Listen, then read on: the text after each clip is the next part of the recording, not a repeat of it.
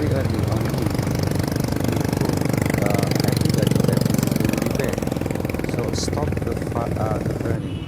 But it is not easy when you already doing it year by year, and suddenly somebody say, look, something that never happened will come.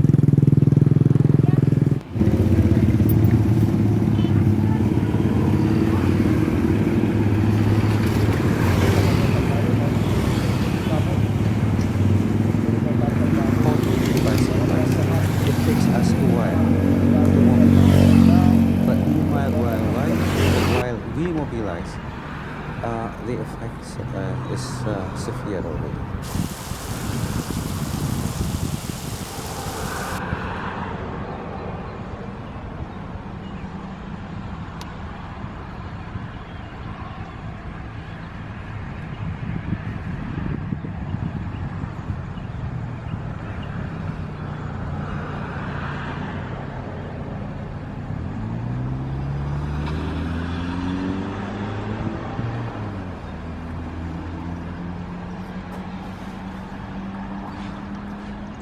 Welcome back to S11 News Podcasting Channel with me, your newscaster, Faye William.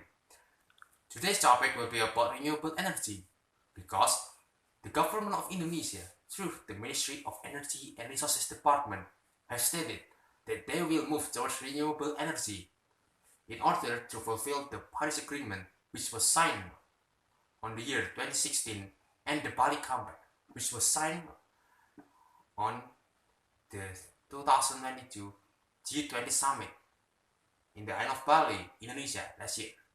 Teman-teman, transisi energi berkelanjutan merupakan salah satu isu prioritas presidensi G20 Indonesia. Dan isu ini sangat relevan dengan keseharian kita. Saya, teman-teman, dan kita semua pasti merasakan dampak dari isu ini, di mana suhu bumi semakin memanas setiap tahunnya. Studi terbaru bahkan menyebutkan suhu tahunan bumi diperkirakan naik hingga 1,5 derajat Celcius selama 5 tahun ke depan. Untuk itu, terkait Sustainable Energy Transition, Presidensi G20 Indonesia diharapkan dapat mencapai kesepakatan dalam mempercepat dan memperkuat transisi energi global yang berkelanjutan dan berkesinambungan. Sektor energi merupakan kontributor perubahan iklim paling dominan yang menyumbang hampir 90% dari emisi CO2 secara global. Suhu rata-rata global permukaan bumi telah meningkat 1,2 derajat Celcius sejak revolusi industri. Dan ini mengingatkan kita sekali lagi bahwa aktivitas manusia telah berdampak luas pada kerusakan atmosfer, laut, kriosfer, dan biosfer. Dan ini mengakibatkan kerugian dan kerusakan alam permanen di muka bumi yang ditanggung oleh kita sendiri. Kesimpulan dasar ini telah dikemukakan oleh setidaknya 30 badan ilmiah dan akademi, termasuk semua akademi sains nasional dari negara-negara G8. Bahkan, model iklim yang dijadikan acuan oleh proyek IPCC menunjukkan suhu permukaan di global akan meningkat 1,1 hingga 6,4 derajat Celcius antara tahun 1990 hingga 2100. Organisasi Kesehatan Dunia juga telah menyebutkan perubahan iklim ancaman terbesar kesehatan global di abad ke-21. Dan munculnya banyak penyakit baru sampai menyebabkan pandemi di seluruh dunia termasuk Indonesia adalah salah satu dampak nyata dari ancaman perubahan iklim ini. Untuk itu, ancaman serius ini perlu segera kita tangani bersama-sama dalam presidensi G20. Secara umum, ada 3 isu dalam transisi energi yang diangkat presidensi G20 Indonesia, yaitu pertama, energy accessibility atau akses energi yang terjangkau, berkelanjutan dan dapat diandalkan untuk semua. Tujuannya untuk meningkatkan kerjasama internasional dalam memfasilitasi akses ke penelitian dan teknologi energi bersih, termasuk energi terbarukan, efisiensi energi, dan teknologi bahan bakar fosil yang maju dan lebih bersih, serta mendorong investasi dalam infrastruktur energi dan teknologi energi bersih. Hal ini juga mendorong pencapaian target Sustainable Development Goals nomor 7 yang batas waktunya hingga 2030. Dan yang kedua ada Smart and Clean Energy Technology, yaitu mendorong implementasi teknologi pintar dan bersih, baik dalam konteks efisiensi energi, pengurangan emisi maupun pengembangan energi terbarukan. Yang ketiga ada Advancing Energy Financing, yaitu pembiayaan untuk mendukung 2 poin di atas tadi. Skema dan mekanisme pembiayaan perlu dikembangkan, dan kita patut mengurangi berbagai hambatan dengan menggalang kolaborasi semua pihak, baik pemerintah, swasta, maupun filantropi dengan model bisnis atau public-private partnership yang inovatif. Teman-teman, transisi energi berkelanjutan ini memiliki tingkat urgensi yang tinggi. Oleh sebab itu, ini harus menjadi perhatian kita. Dengan semangat kolaborasi, kita dapat ambil bagian dalam mengupayakan transisi energi mulai sekarang. Dan banyak peran yang dapat kita ambil untuk terlibat langsung dalam mendukung transisi energi berkelanjutan.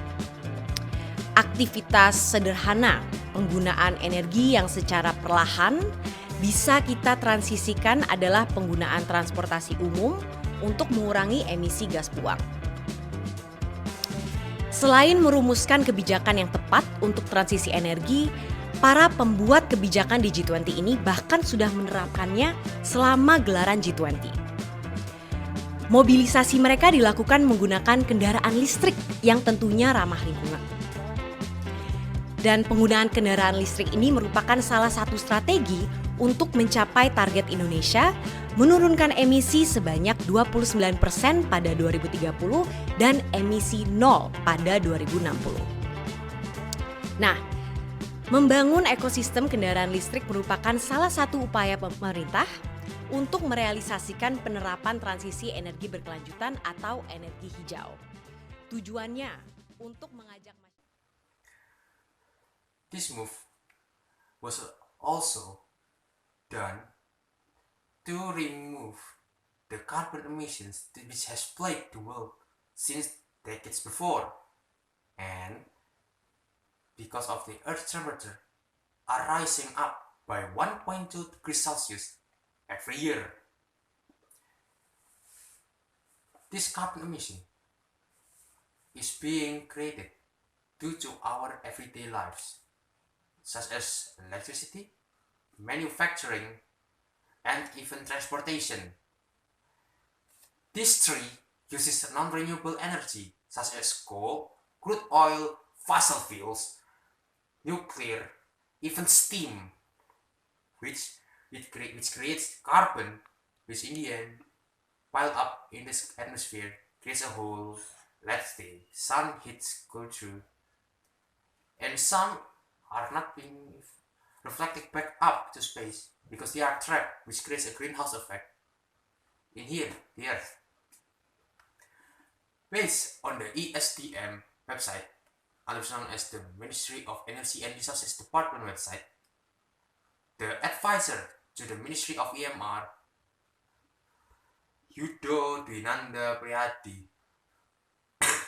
through the webinar called Exclusive Sharing, a Great Leap for Indonesia's Energy Diplomacy.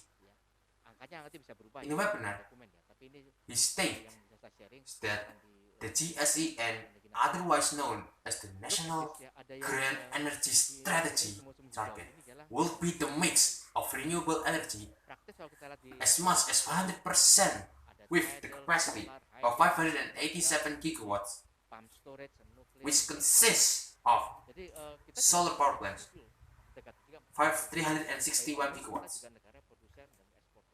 water power plants, otherwise known as hydroelectric power plants, 83 gigawatts, wind power plants, 39 gigawatts, nuclear power plants, 35 gigawatts, bioenergy power plants, 37 gigawatts. Geothermal energy, 18 gigawatts, with ocean current energy supplying 13.4 gigawatts.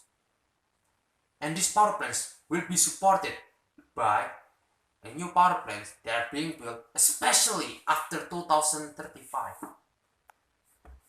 A variable renewable energy power plants, which consists of solar power plants, which then will be followed by wind power plants and ocean current power plants, because the all power plants which uses non-renewable energy and also steam power plants are gradually being phased out.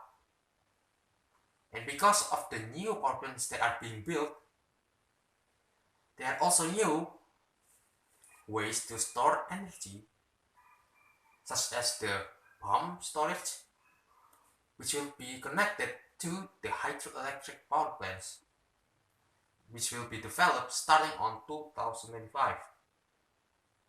And then there are also the battery energy storage system, which will also be readily available to be used massively on the year 2031, with a capacity around 140 gigawatts by 2060.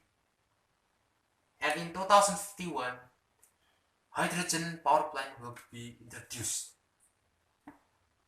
As these new renewable energy power plants are being introduced vastly, they are hoped to be able to reduce carbon emissions by 29% in Indonesia alone by 2030, and 41% with international cooperation.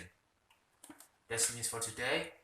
With me, your newscaster Faithful William Odistevianto. I hereby send out. Thank you for watching.